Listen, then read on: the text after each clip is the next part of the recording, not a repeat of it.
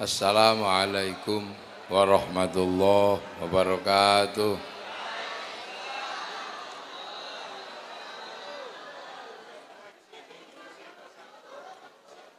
Bismillahirrahmanirrahim. Bismillah, alhamdulillah. Wassalatu wassalamu ala rasulillah Sayyidina Muhammad ibn Abdillah wa ala alihi wa ashabihi wa azwajihi wa dhurriyyatihi wa ahli baitihi wa man tabi'ahum bi ihsanin ila yaumil qiyamah. Para hadirin wal hadirat yang berbahagia, alhamdulillah. Ini kita punya organisasi namanya Nahdlatul Ulama. Ini organisasi yang bacanya susah. Baca NU itu susah kalau bukan orang NU. Pokoknya kalau bukan orang NU itu suruh memahami NU itu susah. Kenapa? Karena Nahdlatul Ulama. Nahdlatul Ulama itu ya begini ini bentuknya. Iya. Ya gini nih, ini NU itu begini nih. Alim-alim tapi ya sarungnya ya begini. Pecinya ya hitam-hitam gitu. Jadi makanya NU ini susah dipahami. Dari dulu sampai hari ini orang memahami NU itu susah.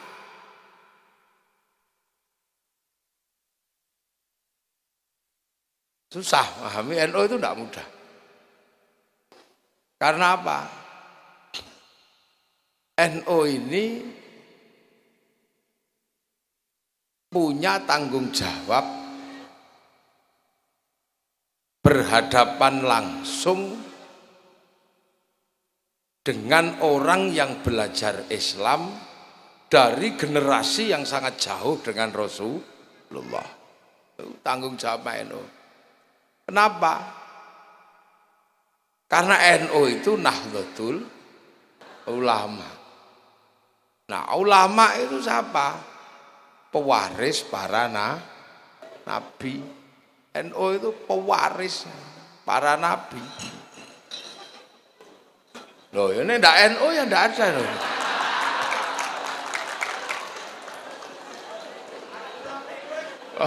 NU itu begini, ngeterno banyu guling itu biasa.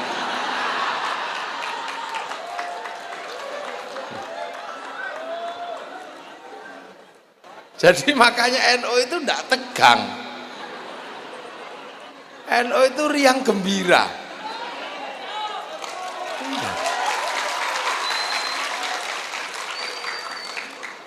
Kenapa ya? Ya NU itu ya riang gembira. Ini Banser ini. Ini kalau boleh ketawa kok ini.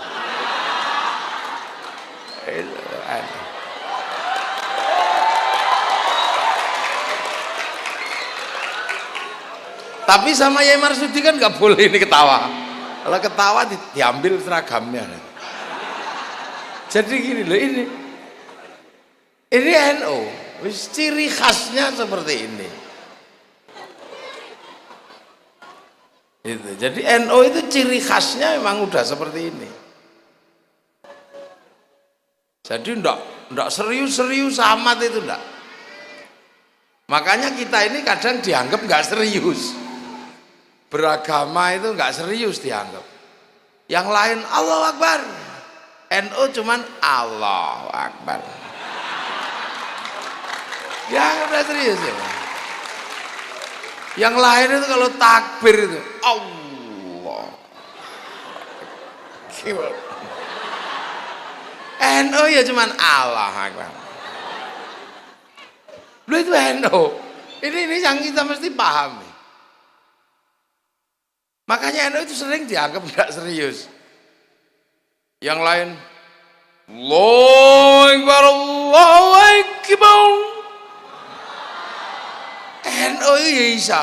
Allahu Akbar. Allahu Akbar. Ing, NU. Lha NU. Nek ora NU ora ono. Lah itu. Makanya orang kalau ngelihat NU itu enggak detail tenan, mesti pangling lihat NU itu. Iki Islam asli apa ora gitu. Kalau lihat yang lain itu dengan mudah, oh ini soleh. Ini pasti orang baik ini dalam beragama karena jubahnya bagus, batu ireng. Orang sekira, oh bagus ini, cingkrang.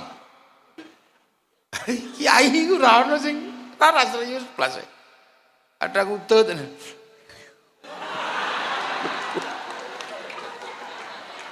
Lah ini jadi kita ini sedang membicarakan diri sendiri. Agar malam hari ini seandainya ada orang bukan NU, ini paham karo NU. Gitu loh. Dia paham. Jadi biar nggak diolok-olok. Ya. Jadi biar nggak diolok-olok dan biar juga mereka nggak kaget. Biar orang-orang itu juga nggak kaget dengan NU. Wong NU itu ndablek.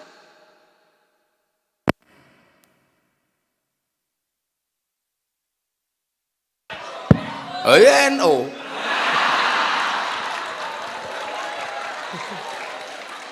Biar nggak kaget.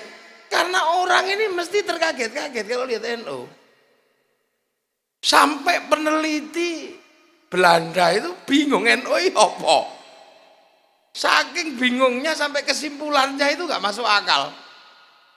Jadi santri itu cirinya sudah ada, kalau kamu di Indonesia ketemu dengan orang dengan model ini ya inilah NU itu kan sudah tahu selalu pakai wasilah.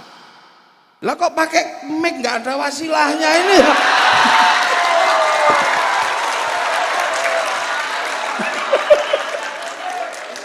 Malam hari ini wong NU itu selalu pakai wasilah, ada penghubungnya.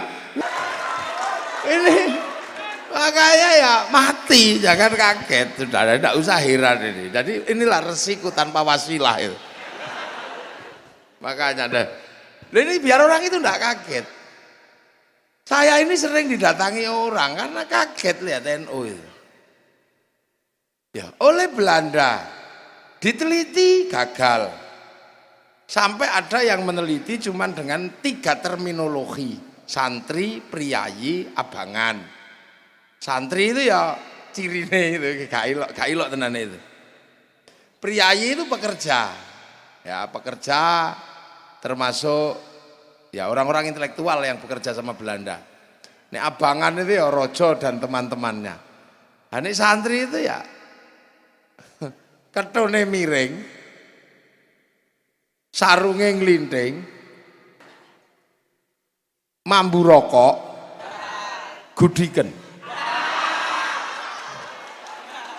Ini santri. Dan yang mengatakan itu adalah orang Belanda namanya Cisnuk Gurugronje. Senuk Gurugronje ini hafal Quran, hafal Sahih Bukhari Muslim. Masuk ke Indonesia menyamar bernama Syekh Abdul Ghaffar. Ulama dia. Belanda. Ulama dia. Alim, Al-Qur'an hafal. Tapi ulamanya nakiroh. Ini ulamanya nakiroh. Jadi ulamanya enggak makrifat. Karena tak punya yakhsyallah. Nah, nanti tak jelaskan panjang jam 1 lah.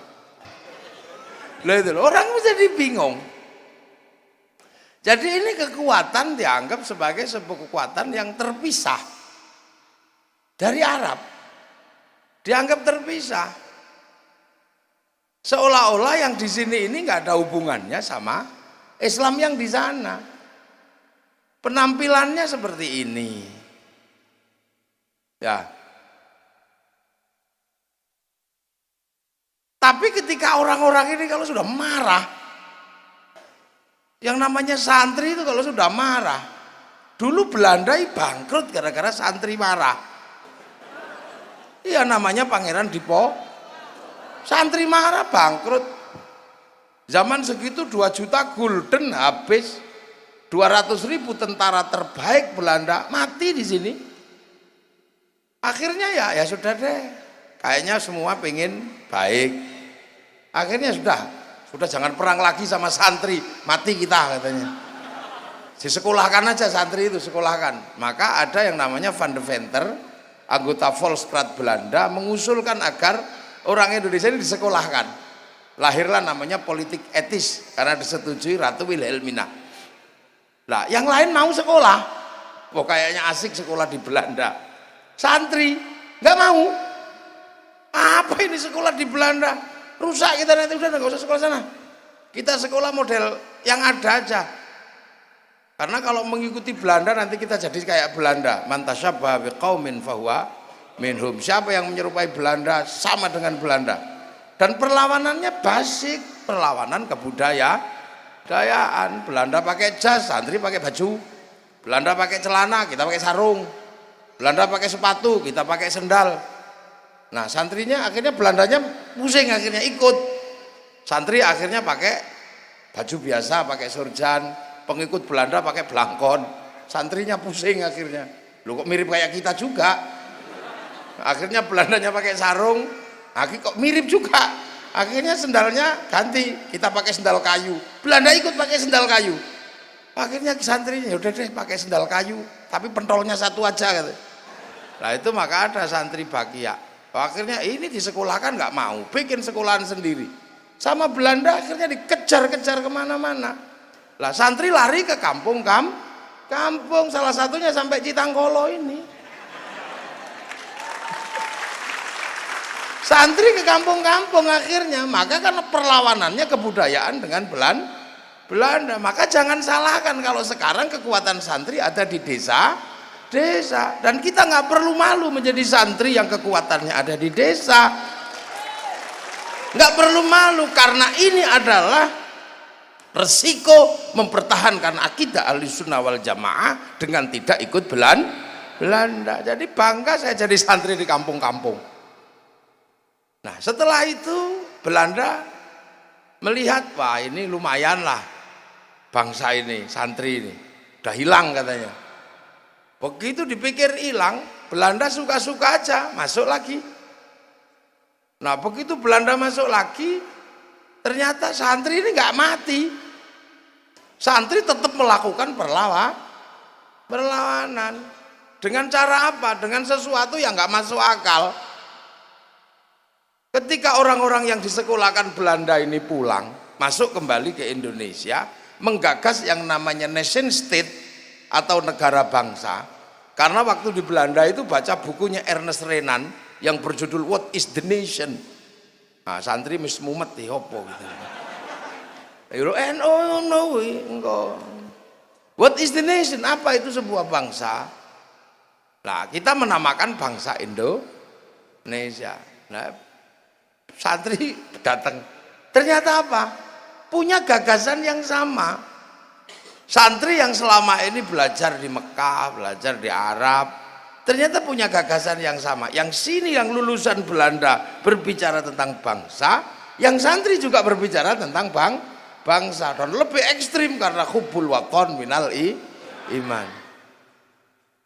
Nah, yang Belanda nggak pernah membayangkan tiba-tiba lulusan Belanda dan lulusan pesantren gabung jadi satu, membangun bangsa. Nah, Belandanya kaget, makanya kalau kok jadi siji.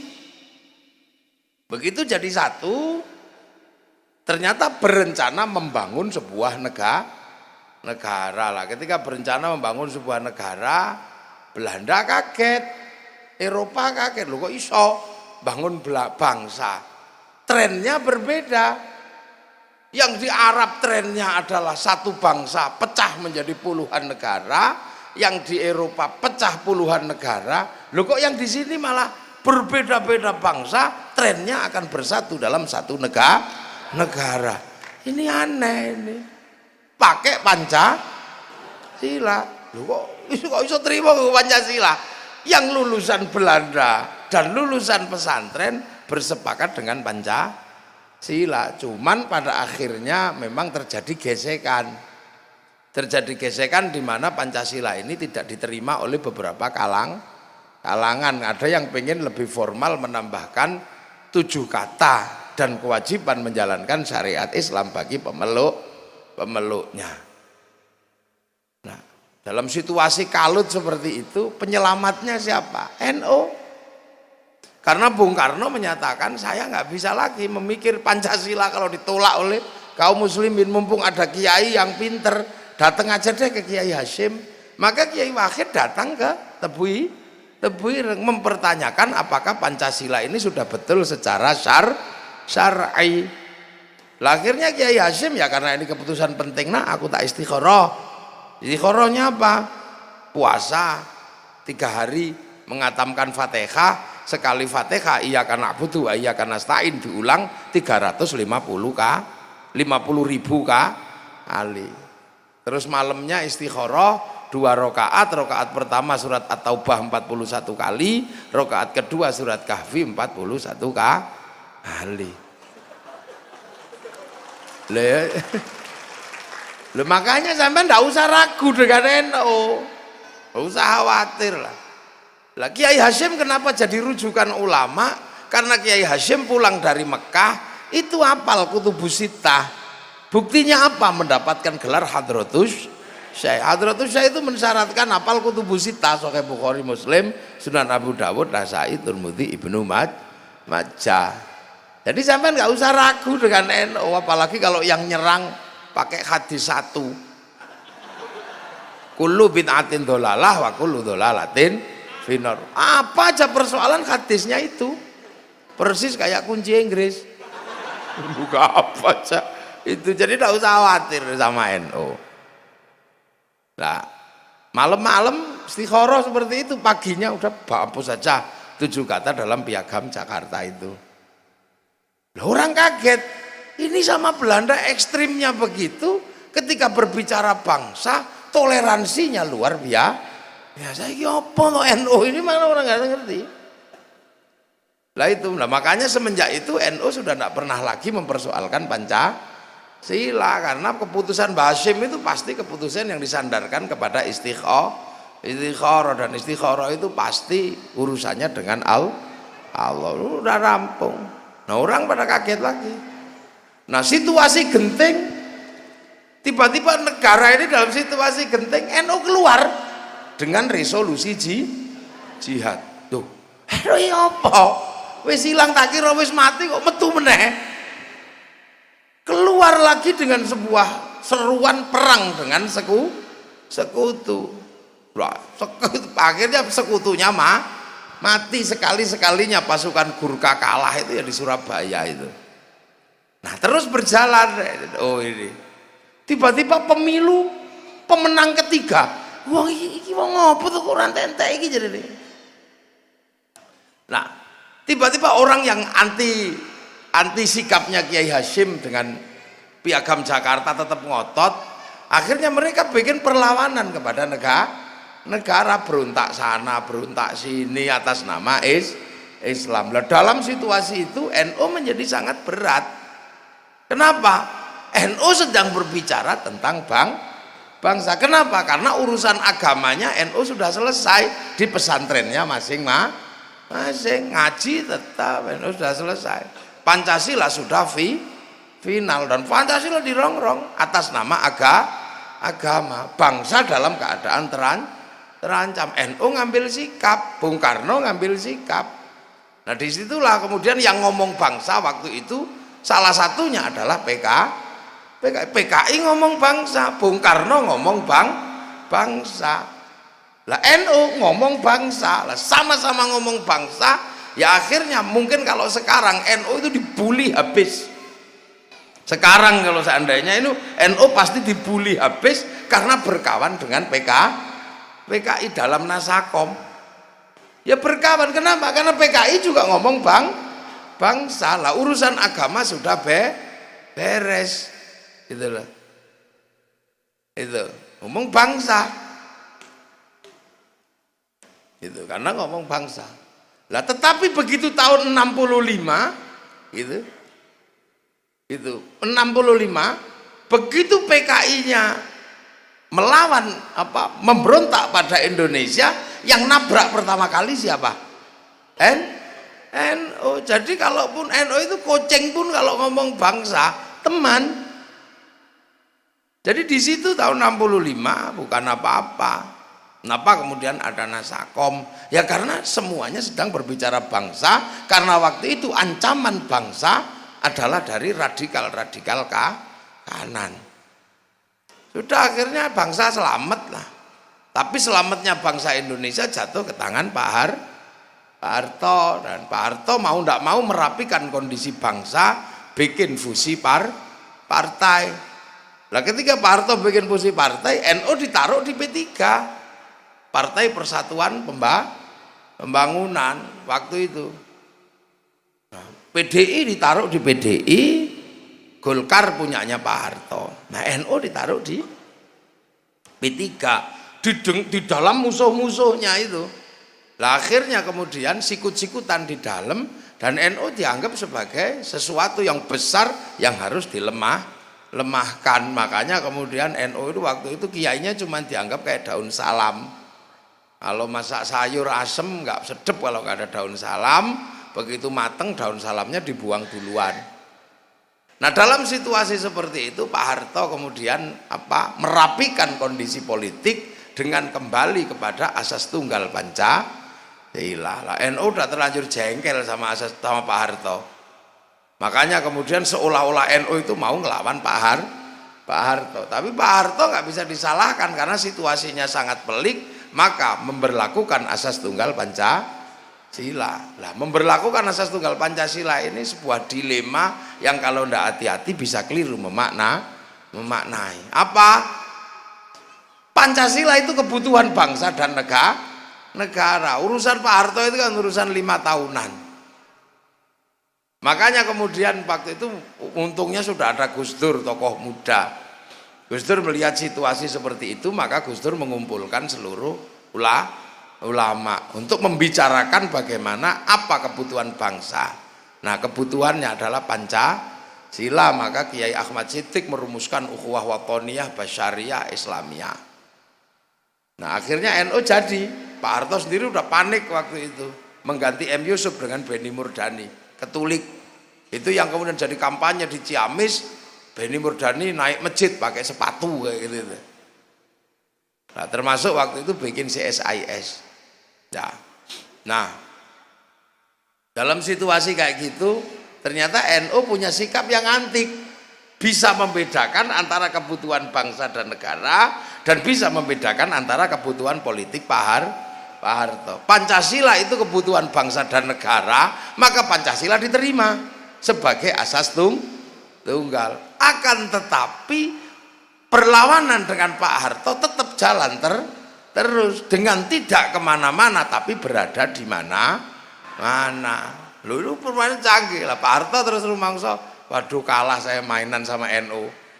Pancasila sebagai kebutuhan bangsa diterima, tapi ngelawan saya jalan terus. Akhirnya selamat NU lah. Yang dorong agar NU anti asas tunggal Pancasila, waktu itu didorong dari belakang gini, numplang NU. Begitu NU terima Pancasila, ibaratnya orang didorong buang badan, yang dorong kejelungup. Siapa? DITI, Jateng DIY wilayah 7, panglimanya Dullah Sungkar. Akhirnya begitu kejelungup, dia dibawa lari oleh kelompok politik ke Pakistan. Dia lari bawa muridnya namanya Pak Asyir bawa muridnya namanya Mukhlas bawa adiknya namanya Amrozi. Oh, kok sithik ngajine rada dawa kok sithik. Biar Mbak Vivi juga istirahat sebentar. Ya. Lu akhirnya Pak Harto, udah deh.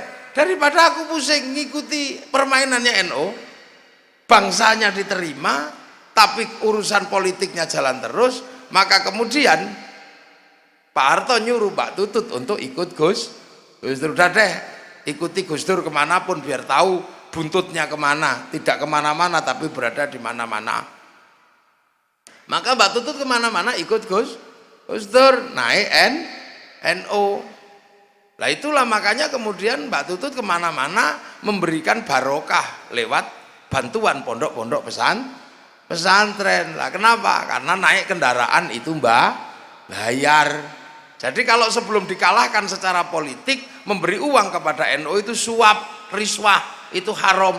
Tapi begitu Pak Harto kalah dan Mbak Tutut ikut naik kendaraannya NU, namanya naik kendaraan itu bayar, itu namanya ujroh dan itu halal. Wah itu politik kelas tinggi. Nah, akhirnya kemudian Mbak Tutut kemana-mana ikut Gus Dur. Lah Gus Dur cerita waktu itu ke saya sambil ngantuk-ngantuk cerita lah, karena Mbak Tutut naik bis saya nyopir, Mbak Tutut cuma tidur aja, saya capek. Akhirnya ketika Mbak Tutut ketiduran, saya parkir di tepi halte. Nah saya naikkan penumpang. Nah Mbak Tutut kaget karena yang naik adalah anaknya Bung Karno. Ternyata Bu Mega naik satu bis. Akhirnya di belakang cakar-cakaran berdua. Tak tinggal tidur, kata Gus Dur. Tak tinggal tidur karena saya tidur, maka yang berdua cakar-cakaran. Nah meledaklah peristiwa 27 Juli tahun 96. Lah karena dua singa anaknya ini sudah capek berkelahi cakar-cakaran, ya yang ngomong singa yang jadi presiden gitu. Lah akhirnya itulah kemudian Gus Dur jadi presiden. Orang tambah kaget lagi, loh kok yang jadi presiden NU apa gitu. NU itu apa kok tambah besar sampai jadi presiden. Dan ketika jadi presiden nggak masuk akal. Kenapa? Nggak bisa jalan, nggak bisa lihat. Kok bisa jadi presiden? Ini keajaiban dunia. Jadi itu hanya terjadi di NU. Makanya jangan malu jadi orang NU. Ketua pengurus besar kita pernah jadi presiden. Nah ini loh yang kemudian kita ini sering dianggap iki apa toh NU itu. Dan kalau diolok-olok NU itu seolah-olah malah sengaja. Lihat toh, sholawatan dibilang musyrik, dibilang bid'ah, ditemu bahkan sampai go gendera. Orang ini stres. NU lho apa? Dilokno bukan tambah-tambah ditemu. Kuburan dimusyrikan, sekarang kuburan tambah rame. Sarkup tambah banyak. Kuburan tambah rame. Akik musyrik tambah akian kabeh tambah rame. Lha itu makanya kalau orang enggak ngerti NU itu kasihan. Lha sekarang organisasi terbesar NU di dunia ini, organisasi terbesar itu Nahdlatul Ulama. Isinya ya pesek-pesek begini. Lah itu NU. Jadi orang enggak usah, orang kalau nggak ngerti NU kaget. Sekarang coba kalian tanya, mana ada organisasi segede ini? Nah inilah NU. Lah kenapa sih? Yang sekti itu apanya sih sebenarnya? Yang sekti itu namanya itu loh. Jadi yang sekti dari NU itu namanya ini memang nggak terlalu keren nama ini. Jadi memang Nahdlatul Ulama ini kira keren belas itu. Kenapa? Karena ulama itu kalau di kampung, kalau di Jawa kiai, kalau di sini ajengan. Lah ajengan atau kiai itu kadang yang ngutang rokok barang. Ini yang bikin nggak keren. Yang lain kan salafi, keren semua namanya. Saya makanya kalau ada pertemuan dengan orang-orang yang bukan NU itu minder saya. Kok namanya itu nggak keren sama sekali dulu itu, tapi begitu sekarang ternyata nama paling keren itu Nahdlatul Ulama. Kenapa? Karena nama yang paling jujur itu NU. Yang lain itu pakai digede-gedekan. Kayak berdoa pakai nangis-nangis gitulah, karena itu kan. Gitu ibaratnya. Nah, kalau NU itu kan apa adanya, ya wis lah. Kenapa sih namanya Nahdlatul Ulama? Ya karena kita ini cuman muridnya ulama. Kita ini cuman muridnya ulama. Orang Ciamis ini cuman muridnya ulama. Orang Banjar sekarang yang gini nih muridnya ulama. Kenapa? Loh yang bawa Islam itu Rasulullah itu di Mekah sana.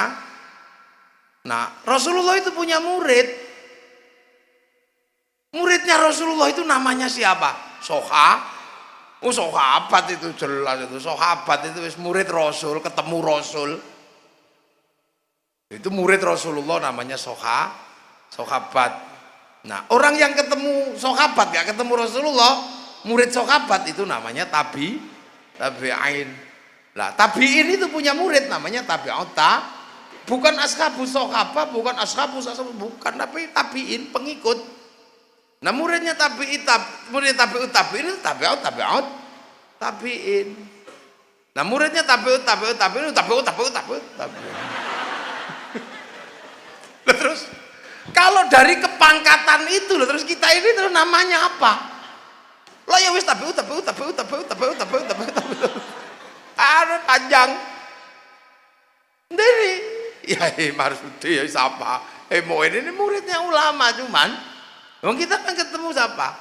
Ketemu pewaris para nabi al-ulama warasatul anbiya. Jadi ini ketemu cuman pewarisnya ulama aja. Saya misalnya ketemu kiai-kiai.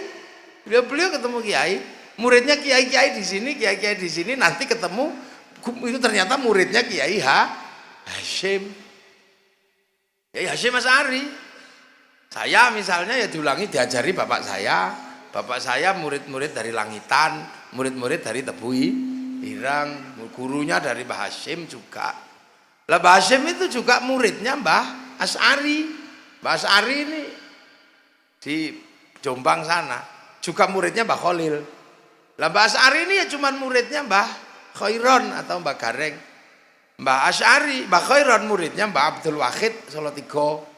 Muridnya Mbah Abdul Halim. Beliau muridnya Mbah Sufyan.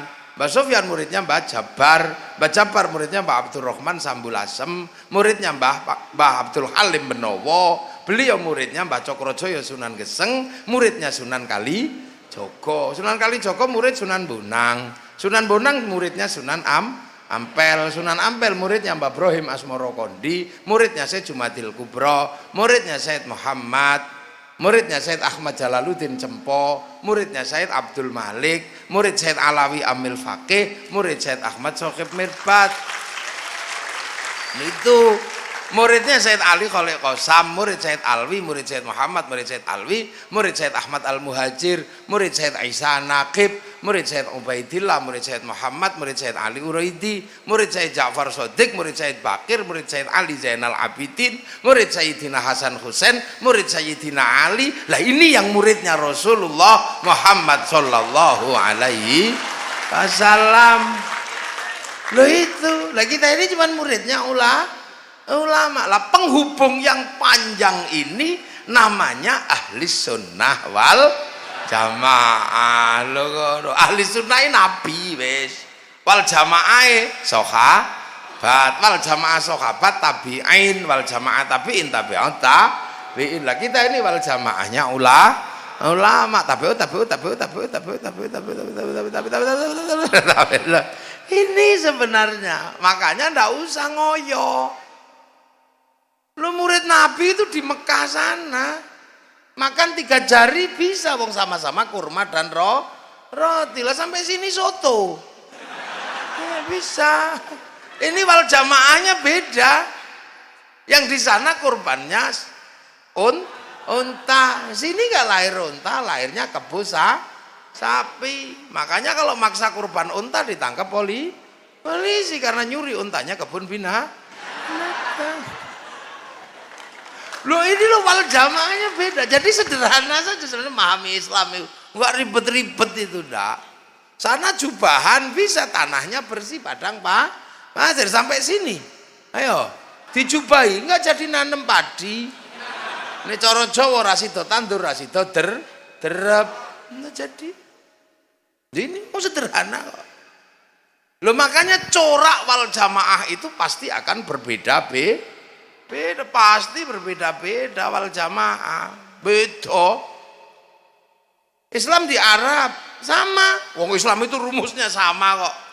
Mahwal iman. antuk minabillahi wa malaikatihi wa kutubihi wa rasulihi wal yaumil akhir wa bil qadri khairi wa syarhi minallahi ta'ala.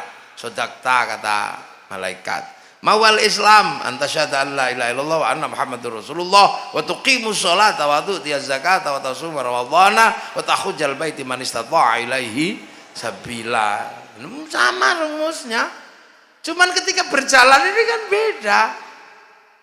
Sampean apa di Mekah waktu itu ada ribut jenggot, ya enggak ribut, mau nggak ada masalah dengan jenggot. Tapi ketika Islam masuk ke Madinah, ribut masalah jenggot. Kenapa? Karena di Madinah ketemu orang berjenggot yang aneh. Di pasar Madinah itu ada orang jenggotnya 12 ini, kiri kanan kumis. Ya Rasul, kami di pasar ketemu dengan orang, apa orangnya itu ya Rasul, dagangannya bagus tapi kumisnya cuma segini. Oh itu Cina. Makanya utlubul ilma walau bisin. Besoknya lagi ketemu dengan orang penampilannya beda. Ya Rasul, di pasar ada yang aneh deh. Apa? Itu orangnya nggak punya jenggot. Apa orangnya itu kalau jualan culasnya luar biasa. Ini suka bohong ini, suka bohong itu, katanya sudah ada yang nawar padahal belum. Oh yang biasa begitu Yahudi. Kamu kalau pengen lihat Yahudi cirinya gampang, nggak punya jenggot orangnya, rambutnya hitam walaupun tua punya gigi. Oh kok gitu ya Rasul? Iya, wong itu umatnya Nabi Musa dulu. Nabi Musa waktu mau dicabut nyawanya, malaikat Israel ditempiling. Sampai baca tafsir Ibnu Katsir itu ada. Puak, kepalanya pecah, matanya keluar. Tapi karena malaikat ya kembali lagi celing gitu. Kenapa? Tempeleng ya Allah. Loh kamu jangan macam-macam sama orang itu. Jangankan kamu, aku aja pernah ditantang kok sama dia. Itu namanya Musa. Dulu nanya, ilmumu udah habis apa ya Allah? Enggak, tak kasih Khidir. Nah dia gagal nyari dan gagal belajar di sana. Pokoknya kalau ketemu dia yang hati-hati, besok lalu datang yang sopan. Iya ya Allah. Datang, assalamualaikum ya Musa. Salam. Apa mau tak tempeling lagi? Enggak. Musa, nyawamu sudah expired. Waktunya tak cabut. Expired. Ya tapi besok lagi bilang dong yang baik, coba cabut aja. Enggak, sebenarnya temanku udah bilang rambutmu sih sudah putih, jenggotmu sudah semrawut, gigimu sudah rontok. Oh gitu ya, sudah cabut lah, cabut. Tapi orang Yahudi kan pinter akalnya. Ketika Nabi Musa dicabut karena giginya rontok, rambutnya putih, jenggotnya semrawut, nah dia iseng, giginya diperbaiki, jenggotnya dicukur, rambutnya disemir, supaya kalau malaikat datang, oh belum waktunya. Ini kan cara beragama. Ini kan cara beragamanya orang Yahudi. Itu loh, belum waktunya. Makanya orang Yahudi itu kalau mati biasanya suka digundul plontos itu, terus dikasih baju yang bagus biar dikira tidur. Makanya ada cerita bagi orang Yahudi, pernah satu ketika malaikat mungkar nakir pangling kaget, ada bayi digundul, apa orang tua digundul dikira bayi. Ya Ridwan dapat bayi mati, tapi besar ini. Oh bukan bayi, itu digundul katanya. Enggak, protapnya kalau nggak ada bulunya, nggak ada giginya, ini bayi. Enggak itu digundul. Kok kamu tahu? Aku pengalaman, itu Yahudi yang suka begitu. Coba dong buktikan ke saya, gimana cara membuktikan? Oh gampang, saya punya bidadari banyak. Bidadari turun, nggak usah pakai baju. Akhirnya bayi palsu itu cuing. Loh kan dia bilang wow. Ini lah itu loh, makanya itu dulu dilarang, makanya tafsir Israiliyat itu dilarang karena orang Bani Israel itu suka iseng bener kalau nafsirkan ayat itu. Termasuk kenapa laki-laki begini perempuan begitu, itu orang Bani Israel asik itu kalau menerjemahkan. Gara-gara buah khuldi buahnya 6, dipetik 3 untuk Nabi Adam, 3 untuk Siti Hawa. Siti Hawa mau makan nggak bisa mecah, kulitnya keras, pukul sama Nabi Adam pecah. Begitu mau dimakan, ketahuan sama Allah, saking takutnya sembunyikan sini, makanya terus pecah itu. Nah yang 2 taruh sini, makanya itu.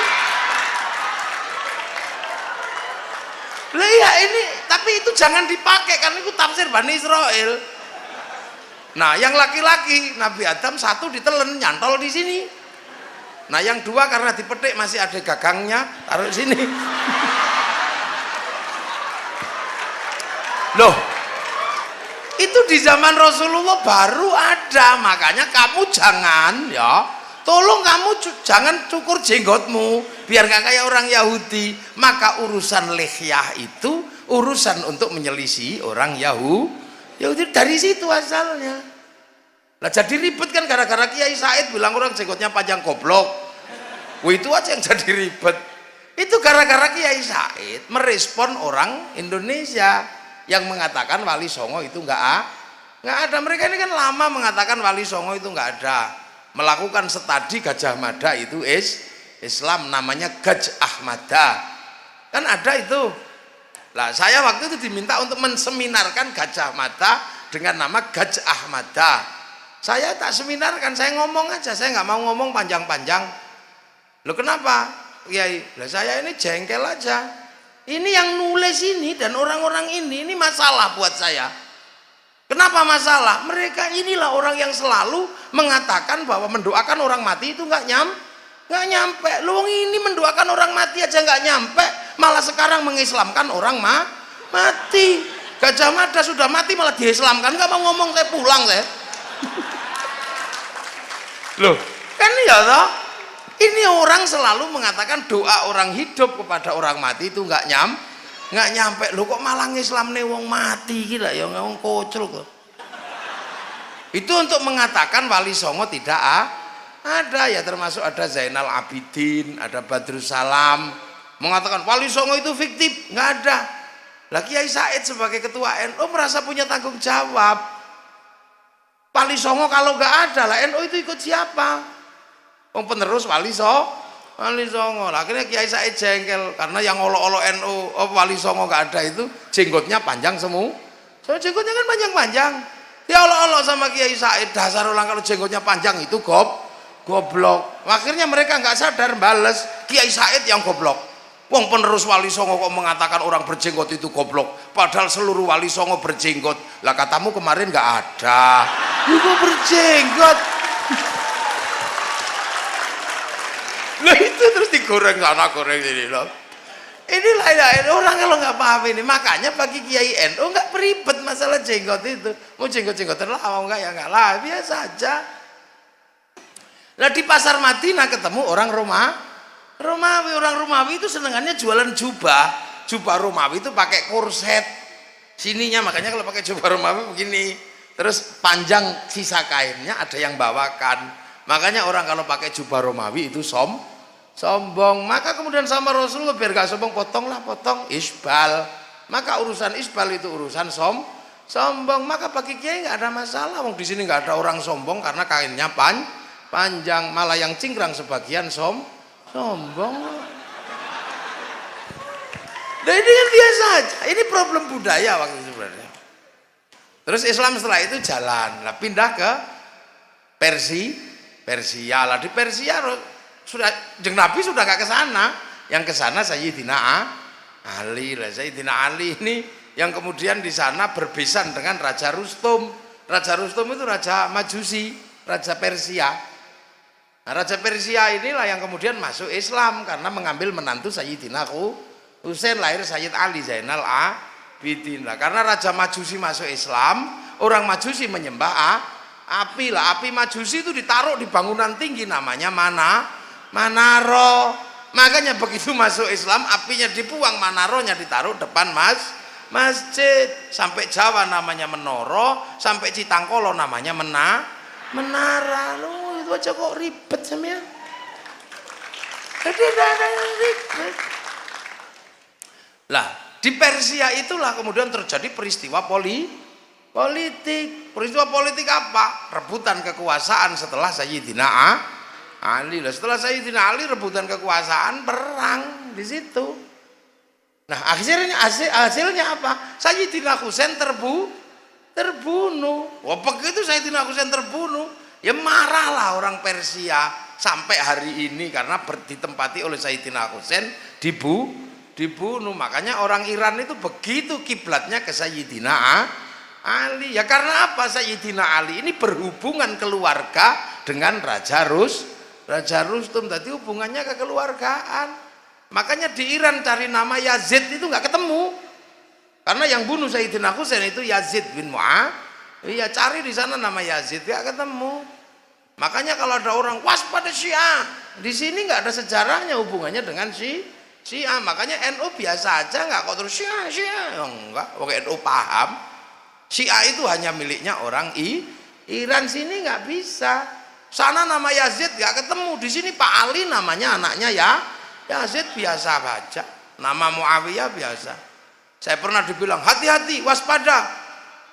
Ada lagu Syiah Umi yang dinyanyikan Sulis dan Haddad Alwi. Umi kok lagu Syiah, kenapa? Itu Syiah. Alah, di Indonesia yang lebih serem dari itu banyak. Indonesia punya lagu yang lebih serem dari lagu Umi, apa? Indung-indung. Lu indung-indung itu apa nggak serem lagunya?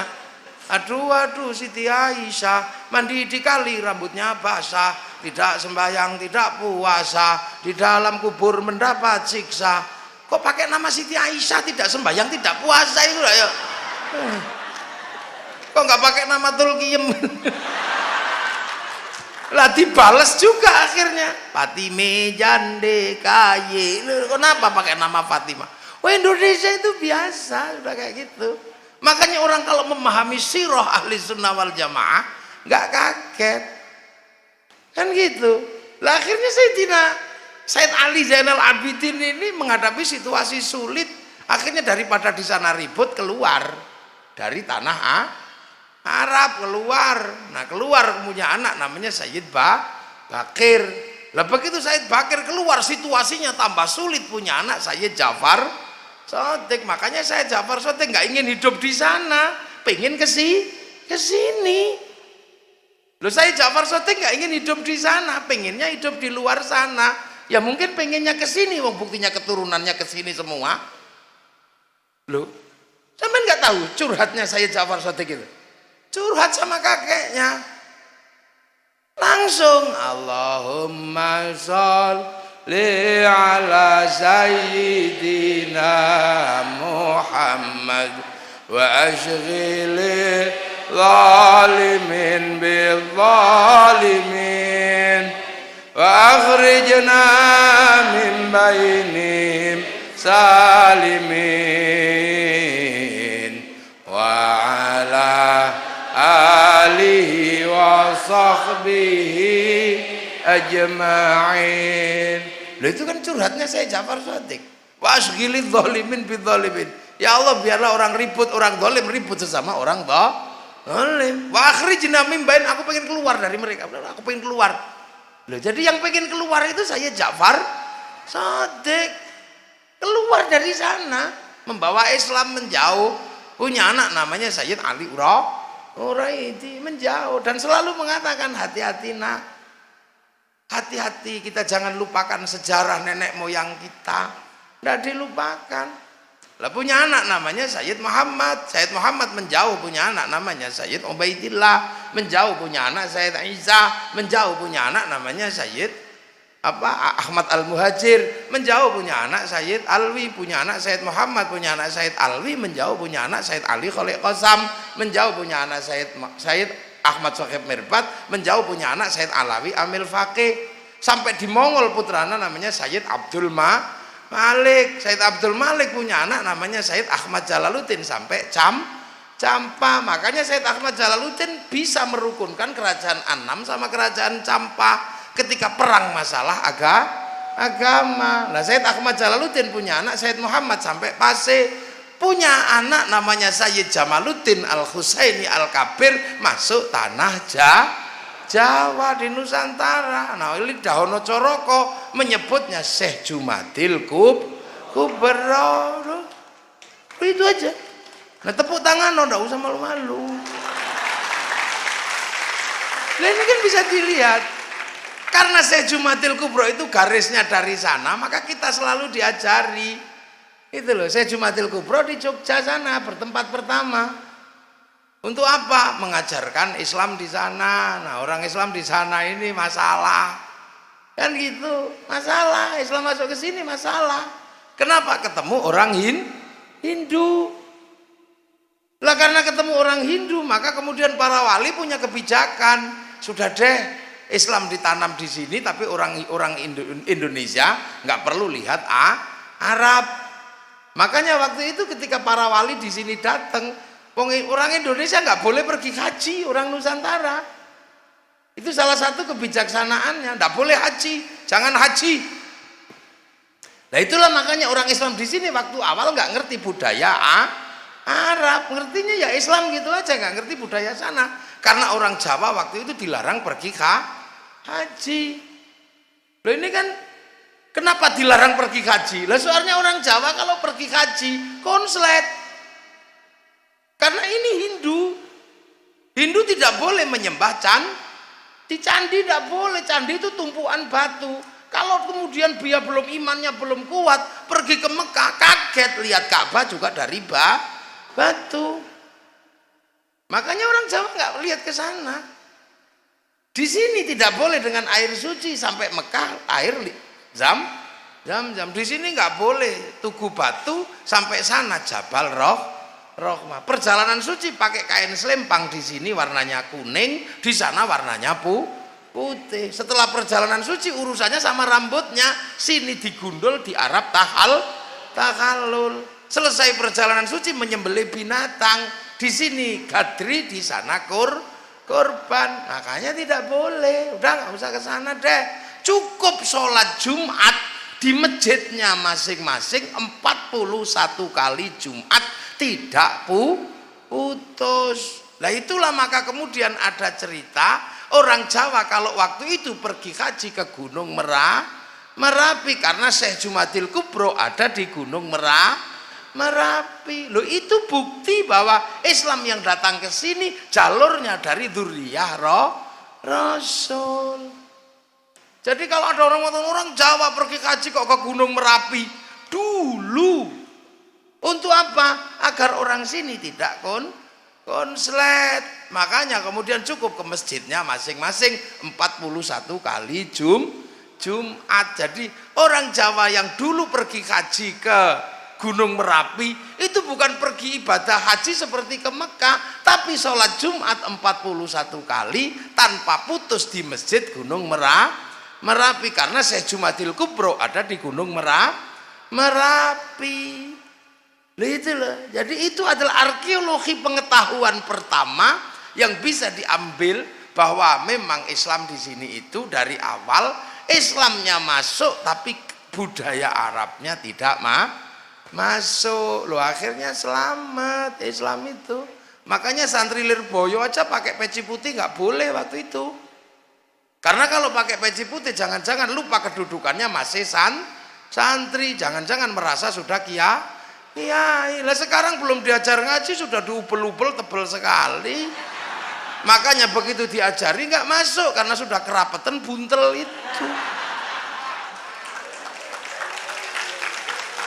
Lah ini corak awal Islam Indonesia, kenapa coraknya seperti ini? Jadi ada masalah besar. Tapi setelah orang Indonesia bisa menata imannya dan proses ambil alih pengetahuan jalan, ya pergi haji nggak ada masalah. Lah bukti lagi bahwa di sini ini dikembangkan oleh dzurriyyah Rasul. Di sana ada bulan duka, bulan Asyura. Sampai di sini namanya bulan Suro, buntutnya aja yang diambil. Kan orang sini kan Asyura Suro, Muhammad Mat, kan gitu. Zainal Arifin Ipin, Zainal Abidin Bidin. Biasa kalau orang sini. Makanya saya pernah punya tamu dari Ciamis, namanya Mat Ali sama Mat Karim. Siapa namamu? Mat Ali ya. Nih Mat Karim. Mat itu Muhammad. Jadi kamu kalau pulang tambahin namamu Muhammad. Jangan Mat, jadi Muhammad Ali, Muhammad Karim. Terima kasih saya Kiai, saya baru tahu kalau Mat itu Muhammad. Nah rumahmu mana? Di Citangkolo ya. Sebelah mana? Itu belakangnya Muhammad Drosah ya. Ya nek madrasah ya madrasah aja, enggak usah pakai Muhammad Drosah. Lah itu makanya di sana bulan Asyura Suro. Karena itu bulan duka, maka penerus para wali di sini kalau bulan Asyura tidak mantu, nggak nikahin anak. Ini penghormatan pada bulan duka di bulan Asyura.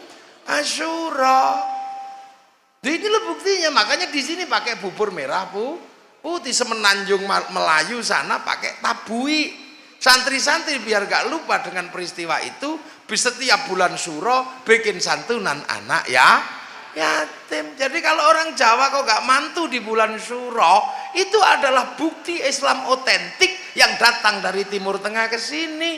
Bukan karena kemudian orang sini, jadi bukan karena orang sini hormat kepada Ratu Kidul, bukan. Kata siapa Ratu Kidul mantu? Itu karya fiktif yang ngarang orang Islam, awalnya santri tapi nggak kuat miskin, kemudian ikut Belanda. Santri itu namanya Ngabdullah, kemudian masuk Islam, ikut Belanda, berubah nama menjadi Kiai Tunggul Wulung. Lah Kiai Tunggul Wulung ini nulis 2 serat yang sangat berbahaya. Satu serat Sabdo Palon Noyo Ginggong, yang kedua Darmo Gandul Gatolo Lucu. Ya. Jadi di sini ya akhirnya kemudian punya murid namanya Samsudin, pindah Kerawang, mendirikan pondok pesantren Quran dikenal dengan nama Syekh Kuro. Punya murid Datuk Kahfi, pindah Amparan Jati Cirebon, punya murid Syarif Hidayatullah Sunan Gunung Jati yang menyebarkan Islam sampai di tanah Jawa Barat. Lah putranya Syekh Jumatil Kubro yang ke timur namanya Ishak, punya anak Sunan Giri, anak satunya namanya Ibrahim, melahirkan putra Sunan Ampel, menghadapi kekuatan di Jawa Timur. Makanya Islam kemudian bergerak biasa, wal jamaahnya terus berkembang. Nah menghadapi orang Hindu ya kayak begini waktu itu ya, dengan cara-cara Islam. Nah inilah yang kadang kita lupa bahwa kita ini punya tradisi itu. Nah Sunan Ampel punya murid namanya, punya putra namanya Aryo Abdillah, pindah ke Palembang, menyebarkan Islam di sana. Nah punya murid lagi satunya Datuk Ribandang, pindah ke Sulawesi, menyebarkan Islam di Sulawesi. Punya murid Khatib Dayan, pindah ke Kalimantan, menyebarkan Islam di sana. Nah inilah maka pelajarannya adalah pelajaran dasar pengislaman di tanah yang jauh. Nah kemudian kita akhirnya bisa melihat Sunan Ampel punya putra Sunan Bonang, punya murid Sunan Kalijogo, punya murid namanya Mbah Sunan Geseng punya murid Mbah Abdul Halim Benowo, punya murid Mbah Abdul Rahman, punya murid namanya Mbah Jabar, punya murid Mbah Sufyan, punya murid Mbah Abdul Halim, punya murid Mbah Abdul Wahid, punya murid Mbah Khairon, punya murid Mbah Asy'ari, punya putra Kiai Hasyim Asy'ari, pendiri Jam'iyah Nahdlatul Ulama. Betul. Jadi makanya NU itu ya besar, ngerti caranya ngomong. Jadi tidak usah heran Islam itu tangan NU besar, wong wal jamaahnya beda, sholat ya sama aja, sholat dimanapun sama, zuhur, asar, maghrib, isya, subuh, modelnya aja yang beda. Kalau di sini karena santrinya ini wal jamaahnya nggak tepat waktu, sebagian besar itu bekerja, maka sholat zuhur mestinya jam 12 atau jam 1, bisa mundur setengah 2 lah. Bagi orang NU biasa aja itu, karena wal jamaahnya mesti ditunggu, karena masih di sawah, masih di kebun. Makanya Allahu Akbar, Allahu Akbar, nggak datang ya Robbana, ya Robbana, masih nggak datang ya tombo hati, yang capek nambahnya hati ini dewe ya. Kalau nggak datang baru diamuk, diuruki, anjang gitu. Nah itu NU. Nggak kayak sekarang begitu deng langsung Allahu Akbar. Lah ya telat wal jamaahnya masih di sawah. Padahal as-sholatu ala waktu, ya sholat itu di atas waktu sholat. Habisnya sholat zuhur itu waktu asar. Sholli fardhu dzuri arba'a Allahu Akbar, dapat 1 rakaat kok deng asar masih boleh, wong kepalanya masih di sholat zuhur. Apa sampean ribut? Lah iya Pak, aku pulang yuk nanti jamaah. Nah kenapa Bu? Ya kita udah mepet ini, pulang dari sawah. pulanglah berdua. Mau jamaah, ternyata istrinya bilang, "Bu, apa Pak, aku ngompol, tak mandi dulu ya, nanti sampean sholat duluan biar nggak telat, nanti saya makmum." Oh ya. Loh akhirnya apa? Akhirnya ya makmum, sholat makmum.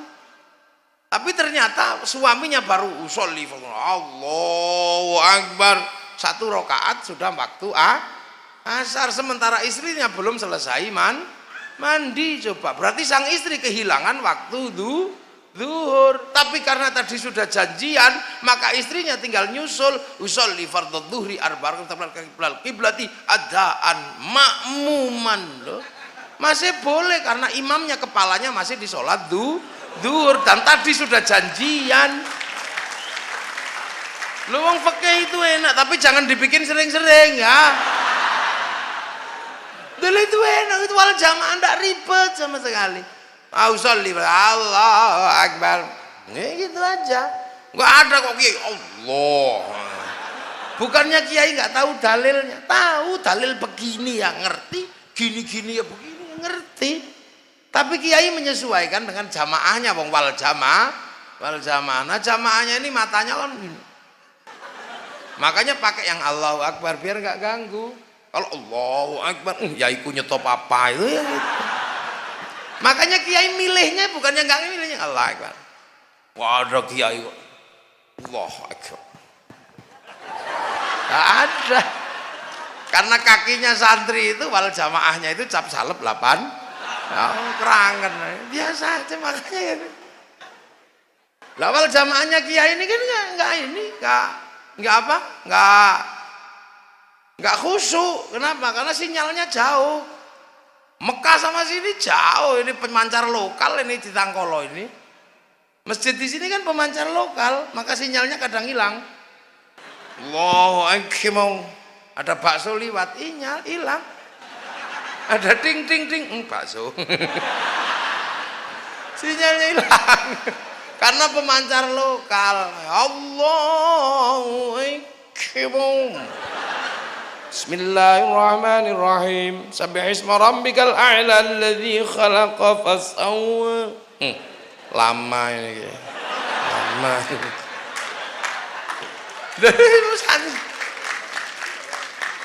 Ulama ya hafal, makanya kepalanya bocor, matanya bocor, telinganya bocor, sembayang bocor. Maka ditambal kalau selesai sholat, ditambal la ilah. Jadi tambal pakai apa? Pakai zikir. Lah zikirnya kenapa gedek-gedek? Ada yang protes. Saya ini lihat hadis itu kalau zikir kok diem begini. Sahabat zikir diem. Ya sahabat gak usah dipersoalkan, wong itu murid Rasulullah. Zikir di samping Rasulullah, masuk wifi-nya Rasulullah. Ya online wong di tethering.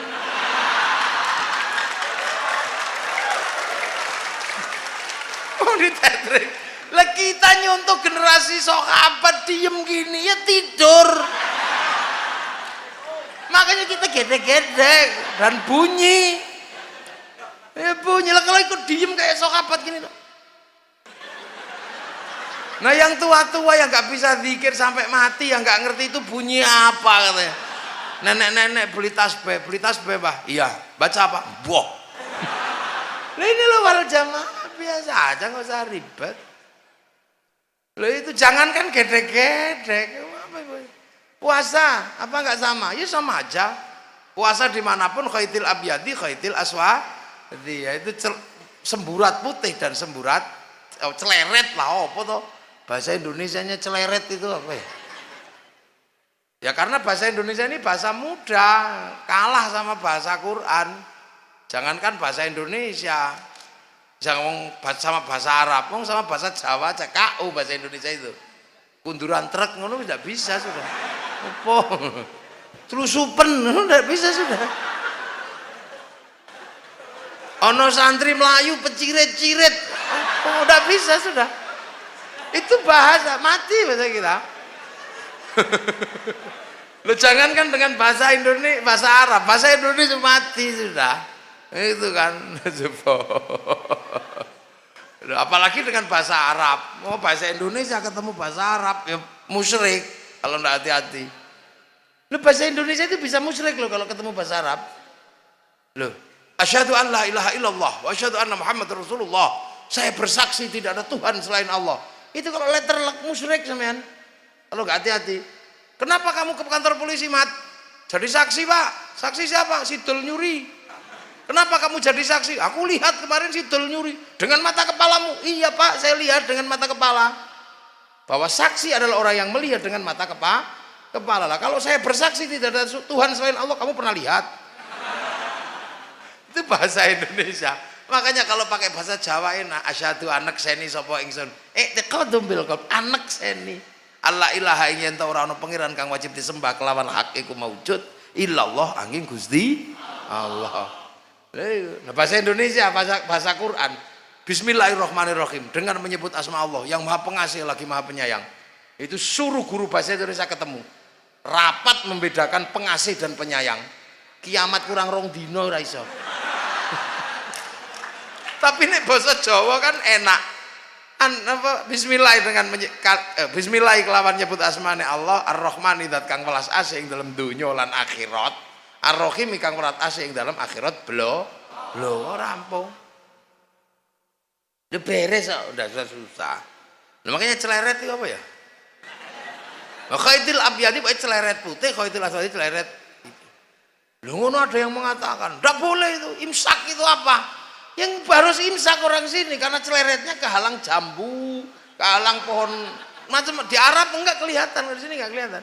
Makanya harus ada imsak. Makanya dulu ulama-ulama sini minta yang bikin imsak itu adalah Syekh Husairi, dibikinkan suaranya Syekh Husairi.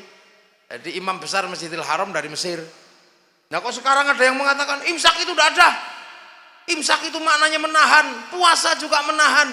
Maka artinya sama, jadi nggak perlu ada imsak. Loh iya, dalam puasa ada imsak, tapi tidak semua imsak itu puasa. Nahan juga imsak. Bang itu bahasa. Pengen nggak jadi imsak, aku imsak. Lah iya. Makanya jangan kemudian pakai rumus lazim malzum. Gula itu manis, maka yang manis adalah gula. Belum tentu. Gula memang manis, tapi tidak semua yang manis itu gula. Apa ada yang manis tapi bukan gula? Ada, walaupun juga nggak manis. Istri saya.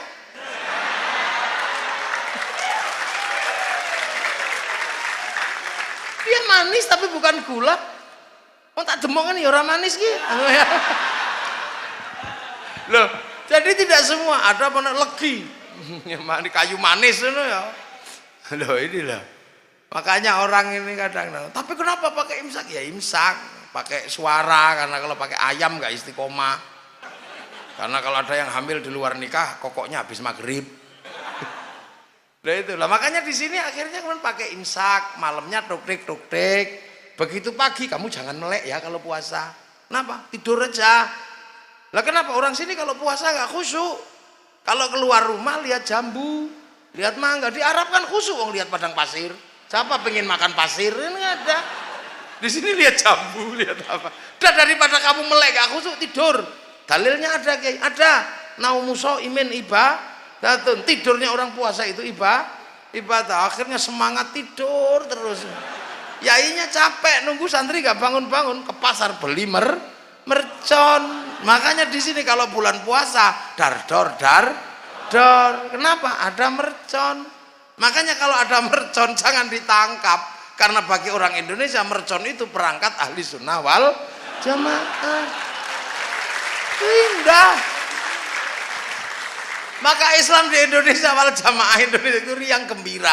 Makanya kalau ada NU dimanapun Islam itu riang gembira. Biasa aja. Haji semua ke Mekah, nggak ada orang haji kok keluar Mekah, semua ke Mekah. Tapi karena kita ngantrinya lama, maka nempelkan dulu gambar Masjidil Haram. Aku besok ke situ gitu. Nah kalau sudah ke situ terus akhirnya daftar. Kalau sudah daftar dapat porsi latihan dulu di alun-alun Banjar. Lampaikan lama kajian, tapi kabarnya triplek. Habis itu diantar orang sekampung pakai bis. Nah, yang diantar masuk asrama, yang nganter belok kebun binatang biasa aja. Lu kan itu orang sini, kalau jamaahnya gitu kita mau ngomong apa? Itu ulama jago kalau gitu. Nah kita ini wal jamaahnya ulama nggak pernah ketemu Rasulullah, disuruh jatuh cinta, gimana caranya? Jatuh cinta ke Rasulullah nggak pernah ketemu, itu kan nggak pernah ketemu. Di film kan juga nggak boleh, digambar, oh dibunuh sampean gambar Rasulullah. Kita ini disuruh cinta, jarak yang jauh dengan Rasulullah ini lah.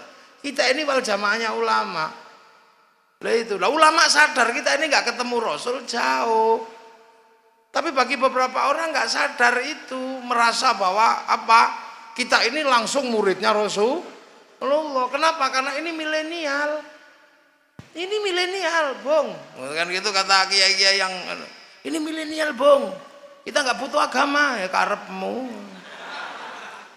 Ini milenial. Milenial itu serba cepat. Dulu orang belajar Sahih Bukhari Muslim untuk nyalin buku, nyalin ke buku kosong, harga bukunya itu seharga 6 ekor sapi. Sekarang 6 ekor sapi beli perpustakaan. Orang milenial kan serba cepet. Itu dulu saya pengen lihat gajah Afrika itu nunggu flora dan fauna lama. Kadang waktunya siaran diganggu siarannya Harmoko, Lompen Capir. Kadang ganti siarannya Pak Murdiono, lama nunggunya. Sekarang kan orang serba cepat, tinggal di handphone ini aja ketik tik tik tik, kinjeng Afrika keluar. Loh itu pengen lihat bokong Afrika keluar semua, mudah di sini semua.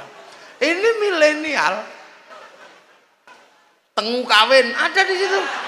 Itu milenial, cepatnya luar biasa. Ini aja nih, lu saya ini produk pramilenial. Yai Marsudi ini produk pramilenial. Orang pramilenial jatuh cinta aja sakit. Jatuh cinta itu menyakitkan. Saya rindu sama istri saya itu sakit dulu, menyakitkan. Apalagi ketika dia jauh sama saya. Saya tulis surat, kertasnya warnanya pink, baunya harum. Ini tanya itu masih ada gitu. Iya, warnanya pink saya tulis. Dek, aku rindu engkau. Dan kita pede banget. Aku yakin engkau juga merindukanku. Padahal belum tentu dia rindu. Dek, aku merindukanmu. Kita terpisah jarak dan waktu. Iya, maka terpaksa aku tulis saja cinta untuk membuktikan kerinduanku padamu. Kau di sana, aku di sini. Tapi aku yakin malam hari ini kita duduk di bawah sinar rembulan yang sama.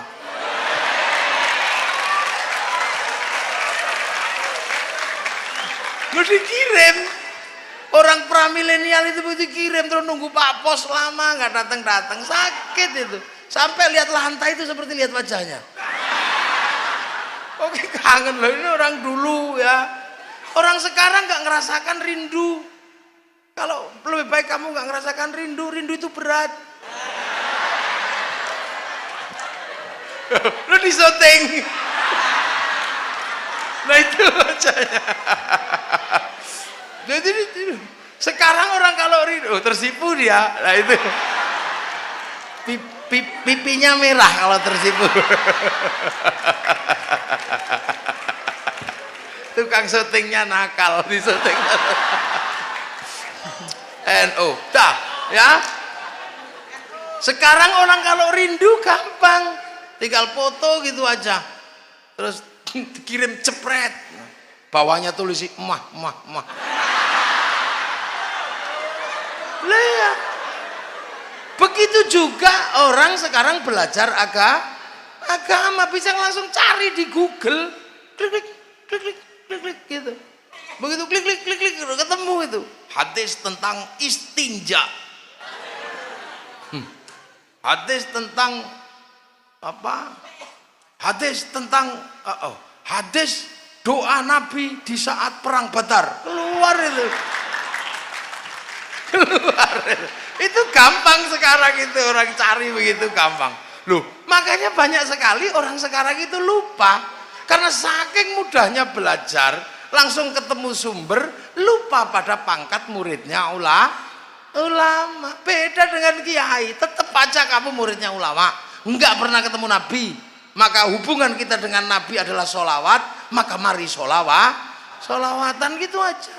Sholawat itu kan bahasa Arab, nah sholawatan bahasa Indonesia. Yasin itu bahasa Arab, yasinan bahasa Indonesia. Tahlil bahasa Arab, tahlilan bahasa Indonesia. Karena akhiran orang Indonesia kalau pakai sesuatu itu sarung kalau belum dipakai, kalau dipakai sarungan. Yasin kalau belum dipakai, kalau dipakai yasinan. Makanya cari dalil tahlilan di dalam Quran ya nggak ketemu. Wong tahlilan bahasa Jawa, bahasa Indonesia. Ini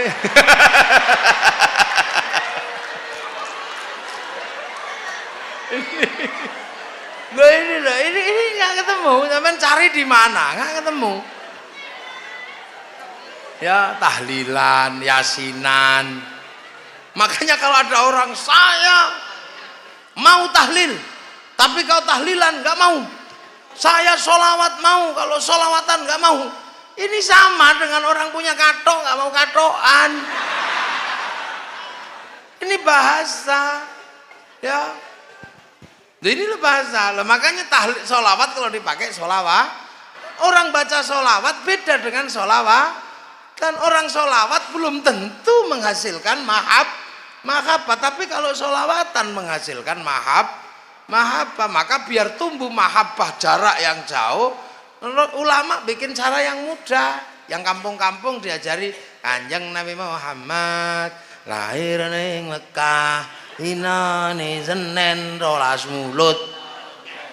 Nah iku desa. Lah itu ya kita itu tahun gajah.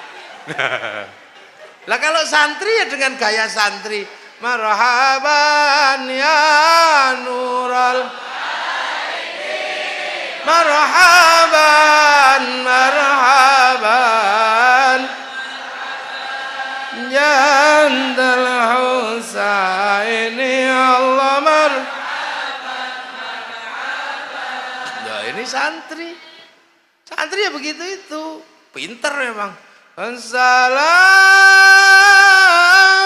mustamirun kullahin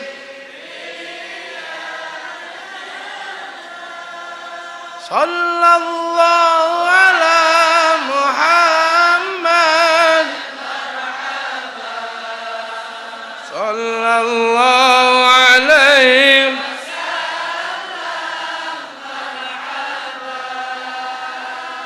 sallallahu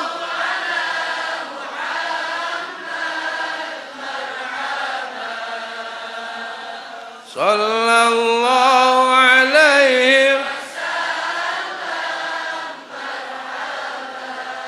Ini santri.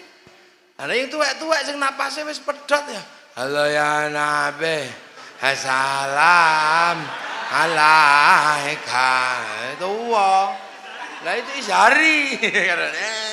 Tanakal Isyari. Lah itu. Nah yang suka dangdut ya dangdutan, wong muridnya ulama penggemar dangdut. Ya Rasulullah. Ya Rabbi Asya Adfat Ayyaji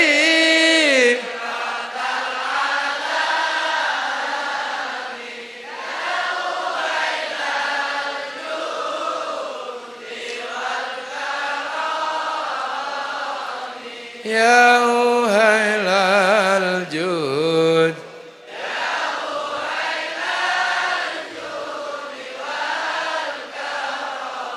duhai senangnya adeng loh itu muridnya ulama, gak usah kaget wong ada yang seneng dangdut, yang seneng India. Ya Rasulullah salamun alaik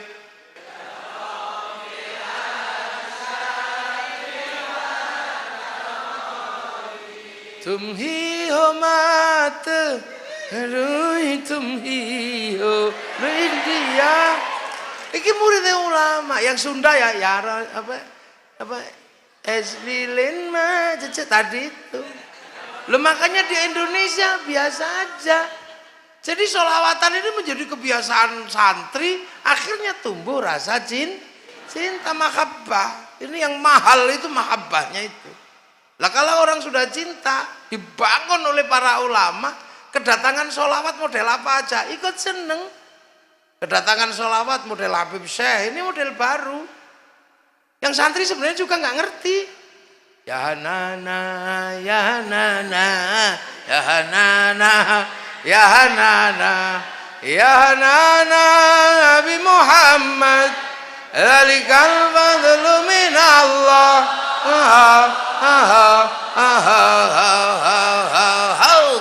gok ya benar. Saya itu paling susah nirukan gogoknya itu. Kalau yang depan taruhan sama saya, yang depan loh ya Hanana bagus saya. Mau pakai sound model apa bagus saya, Ustaz. Tapi pas gogoknya itu susah, nggak bisa. Loh, saya penelitian, saya nanya ke Timur, saya itu sering nemeni Habib Syekh. Kira-kira anak-anak yang ini ngerti enggak artinya? Nggak ngerti ternyata, tapi seneng. Karena nggak ngerti tapi seneng, akhirnya ekspresinya aneh.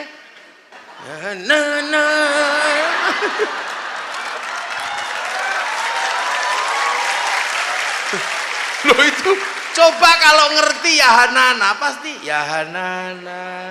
Ya, tapi karena nggak ngerti ya. Wah ini gendera sleng naik, bendera Iwan Fals naik. Kalau nggak kebagian bendera, ya jempol tak, ya itu nandakan ini loh. Itu terjadi karena bangunan mahabbahnya disiapkan para ulama lewat Rodotul Atfal, lewat pesantren. Coba kalau nggak ada ulama yang nyiapkan, nggak ada yang begini-begini. Makanya cerita tentang mahabbah ini nggak semuanya bisa. Loh, makanya karena sudah mahabbah, nggak ada yang aneh ketika sholawatan berlandaskan mahabbah. Makanya ada iya nana ya. Yang ngerti sholawat tapi nggak ngerti sholawatan, punya sholawat nggak tahu mahabbah, akhirnya konslet. Dikit-dikit musyrik, hulu, berlebihan. Loh orang cinta kan yang nggak ngerti. Cinta dari dulu berlebihan.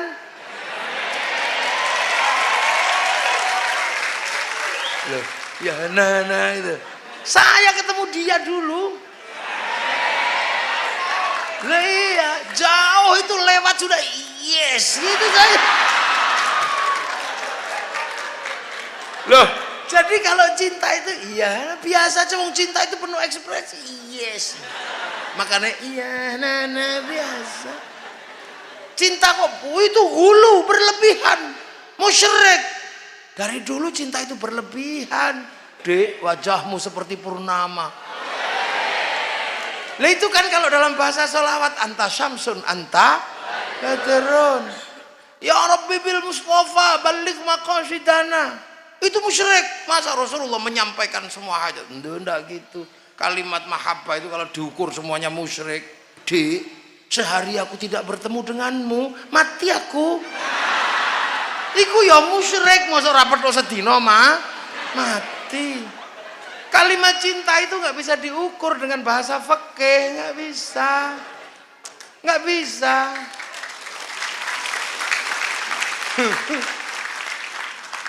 Ingin ku mati bila tak ingat dosa, ingin rasanya aku pulang ke rahim ibu. Itu kalau dibahas kelahi. Mosok ndasmu sakmono gedene kembali ke rahim ibu. Nggak bisa, ya. Ini mahabbah, ini rasa cinta.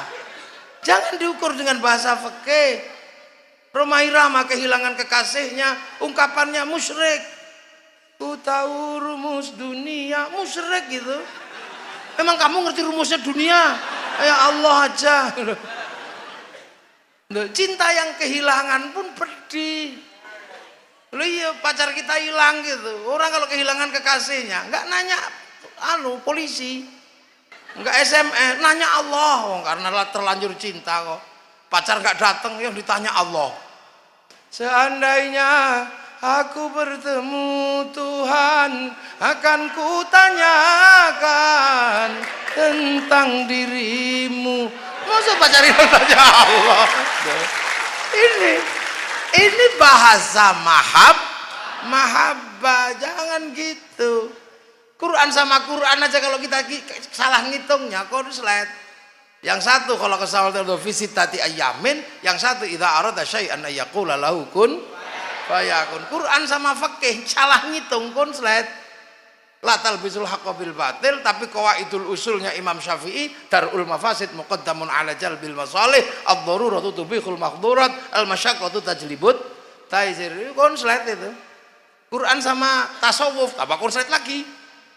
Innani anallah la ilaha illa ana fa'budni. Lah terus hikam itu dibuka coba. Min alamatil i'timadi 'alal amal nuqsanur raja'i 'inda wujudiz zalal. Apa ndak konslet? Makanya jangan mencampur antara bahasa fikih dan bahasa mahabbah. Kita di sini mahabbah pada Rasulullah menghasilkan bahasa cinta. Kamu sih cuma ngerti sholawat, gak mau sholawatan.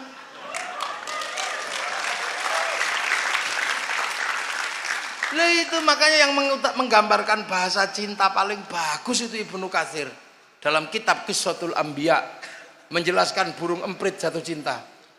Burung emprit, tahu burung emprit? Burung pipit yang suka makan padi itu.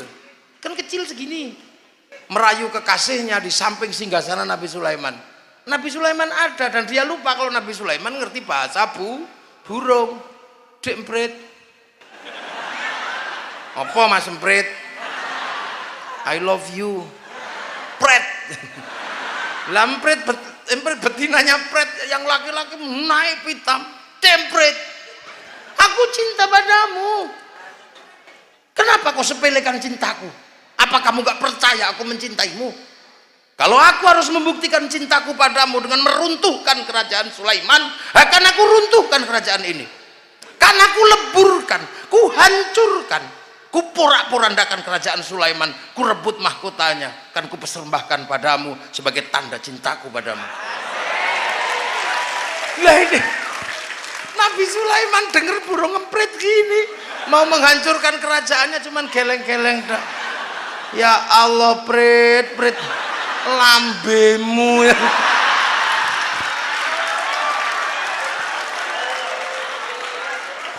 Akhirnya emprit juga nggak kalah tenang jawabannya. Ya Sulaiman, jangan begitu. Aku memang kecil gak mampu menghancurkan kerajaanmu, tapi kamu harus ingat ya Sulaiman, beginilah emprit kalau sedang jatuh cinta.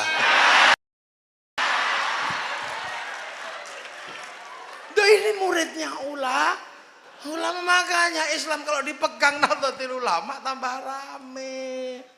Karena menjadi user paling bawah, membawa misi manusia agar kembali kepada Allah. Makanya muridnya ulama itu enggak usah ribet lah.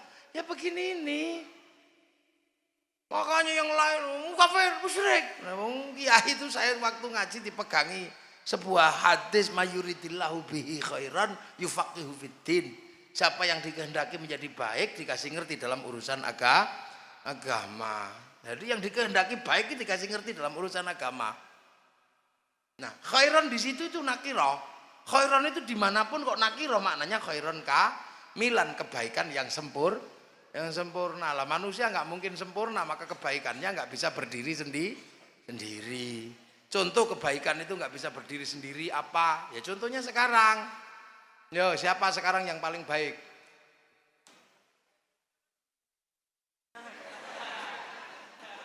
Loh, kalau ditanya malam hari ini yang paling baik siapa? Ini orangnya, nggak usah pakai nyari-nyari. Siapa paling baik? Saya. Lu kok ragu-ragu sama? Jadi kebaikan malam hari yang paling baik siapa? Sendirian, kasih mic, nggak ada yang bantah, dijaga 2 orang. Ini paling baik. Oh, sebagai malam hari. Yai Marsudi kalah baik sama saya. Lihat dah. Kalau malam hari ini tanya siapa yang paling baik? Saya. Tapi karena kebaikan itu gak bisa berdiri sendiri. Saya gak boleh, saya paling baik, gak boleh. Iya, karena saya menjadi terlihat baik karena ada Munas yang kemudian bikin acara. Loh, kalau nggak ada beliau sebagai panitianya, ya saya nggak ada di sini dong. Artinya saya nggak terlihat baik. Lah kalau sudah gitu ribut kita berdua ya. Ya baik saya kata panitia. Ya baik saya kata saya. Nah, kalau penjenengan nggak dibikinkan acara, nggak ada di situ, saya juga bisa ngomong kalau nggak ada saya jelek. Iya, kalau cuman Mbak Vivi aja jelek, nggak imbang. Sampean cuma melihat cantik, nggak lihat yang jelek. Loh, itu baik itu begitu, nggak bisa. Ini kalau baru dua, ini baru dua baik, ini udah ribut. Saya sama panitia bisa kelahi itu. Terus saya paling baik, panitia baik saya. Nggak ada selesai, itu baru dua. Kalau tiga lebih masalah lagi. Kalau tiba-tiba yang di depan ini voting, yai baiknya pengajian ini karena kami hadir. Kalau kami tidak datang, ini namanya bukan pengajian, Jackson. Loh itu loh, mana khairon itu di situ, khairon yang nakiroh itu di situ. Nah kalau di situ ada yang protes, yang protes siapa? Panitia juga. Kalau nggak ada yang nata kursi juga jelek katanya. Padahal kita nggak tahu yang nata kursi tadi sholat duhur apa enggak, kan kita nggak ngerti. Karena nggak mungkin kiai yang nata, ceng mau udah habisnya. Yang ibu-ibu ya karena saya masak kiai. Kalau nggak ada yang masak, lapar semua pergi ke warung, sepi itu pengajiannya. Orang sini bisa ngomong, makanya nggak bisa berdiri sendiri. Masakan jadi enak karena ada garam. Orang sini nggak punya garam, yang punya garam orang Jepara sana, diantar ke sini pakai truk. Sampean ngerti supir truknya nggak mampir warung remeng-remeng? Nggak ngerti. Loh makanya ya, kebaikan itu nggak, kiai nggak boleh merasa paling baik. Kita haji itu loh, sebaik itu nggak bisa sempurna tanpa bantuan orang Yahudi. Lah kalau nggak ada Yahudi, sampean mau pergi kaji Nglangi, yang bisa bikin pesawat Yahudi. Pak Habibie suruh bikin pesawat nggak jadi. Wong namanya tetuko, sing teko ratu kutu, sing tuku ra teko. Lah, perempuan kita jadi cantik ini lah, ini berkatnya orang Jawa, orang Kristen yang di Prancis yang pinter bikin parfum. Kalau bedak Citangkolo yang mau siapa? Wong beras ditumbuk blonteng kabeh. Loh ini makanya orang nggak bisa berdiri sendiri, makanya jangan sok-sokan. Ini pengajian menjadi baik, ini apa? Ya karena ada yang bikin mic. Ini Jepang yang bikin mic. Orang jadi nggak haus karena ada yang bikin air kemasan.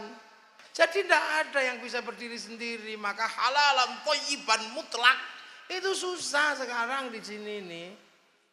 Anti Pancasila pakai uang. Uangnya ada stempelnya Pancasila. Loh ya kan? Bank haram. Kalau bank haram baca Quran haram karena percetakan Al-Quran pinjem ke bank. Ini piye coba? Lah sebelum dibeli oleh Depak kan pinjem dulu ke bank, noroki dulu. Mana ada? Ayo. Enggak ada. Banser terlihat gagah yang bikin baju Sritek Cino. Baru dijahit sini. Tapi masih ada jaminan. Di dunia ini masih ada barang yang sangat halal, thayyiban. Masih ada. Apa? Air hujan. Tapi kalau mau halal tentang air hujan, nang mangapo ngono ya. Aja nganggo ciduk, sing nganggo ciduk Cina soalnya. Berarti paling halal ngono. Itu halal.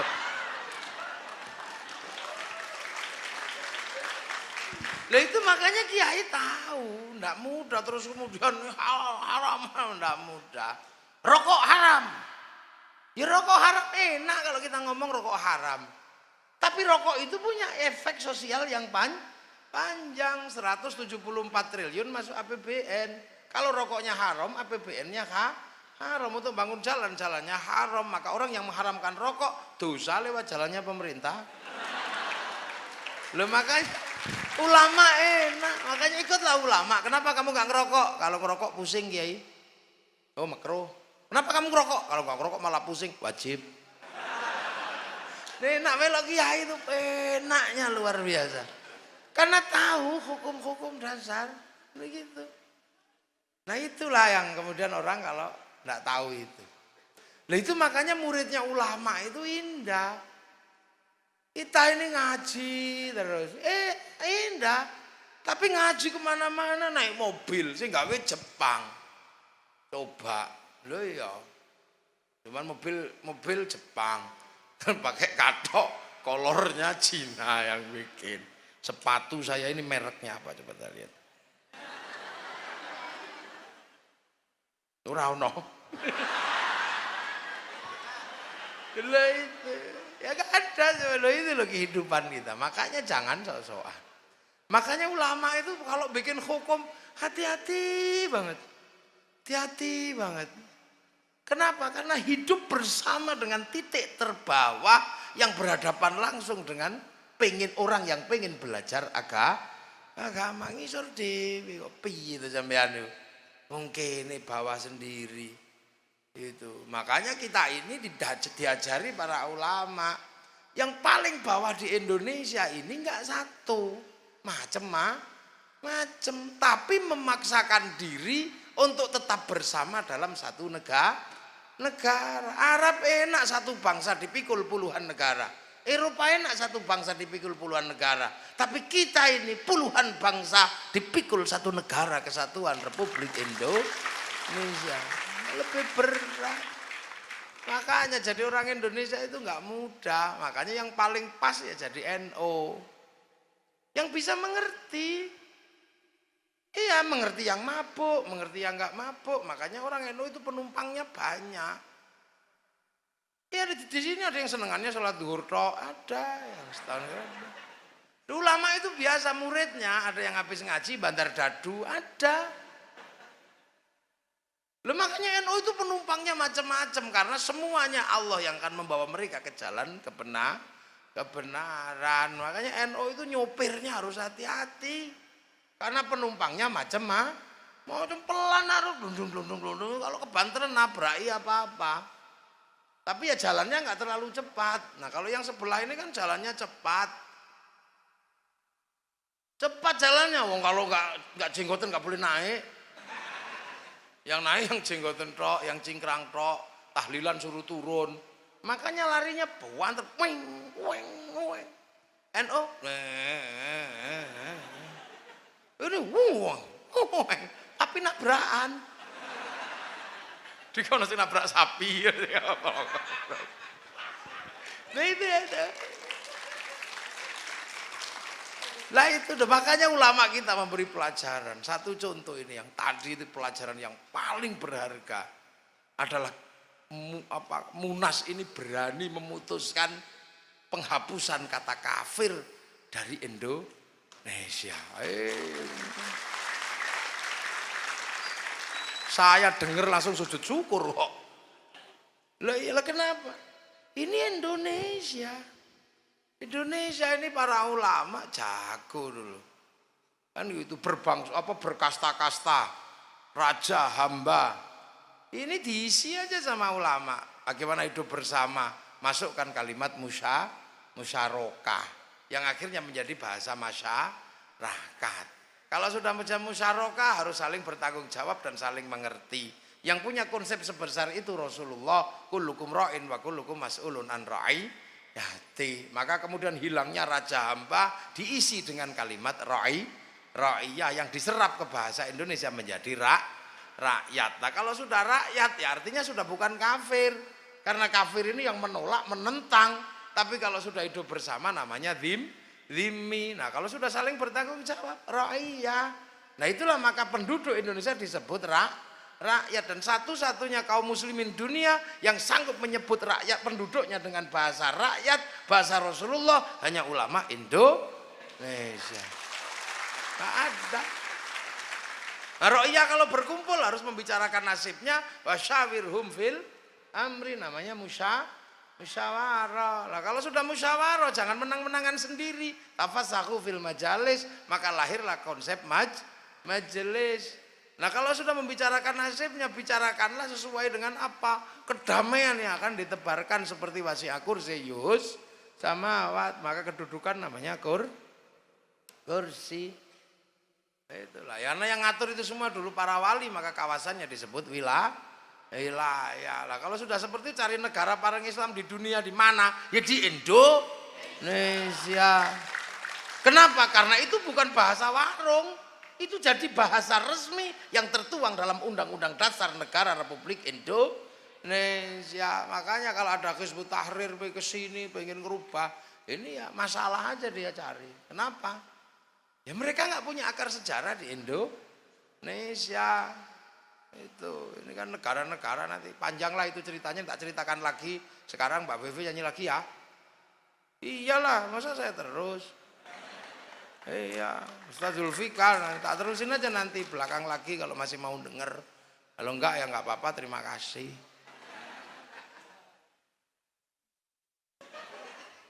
Terus gua mesti bilang wow gitu. Ya itulah, itu Indonesia, makanya kita Masya Allah, inilah Mbak Vivi ya. Nyanyi yang bagus, yang saya bisa, yang lain nggak bisa saya. Sampai terlalu bagus suaranya. Saya Habib Syekh nggak bisa. Oh kalau saya musik rock. Ya nanti.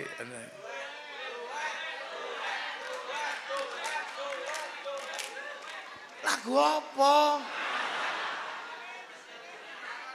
Dan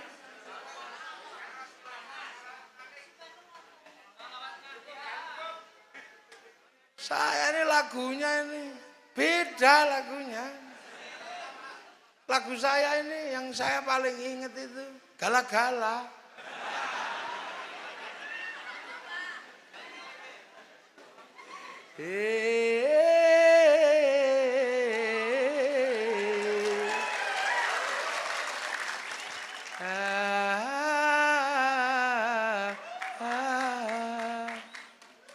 Ora ngono tok ae.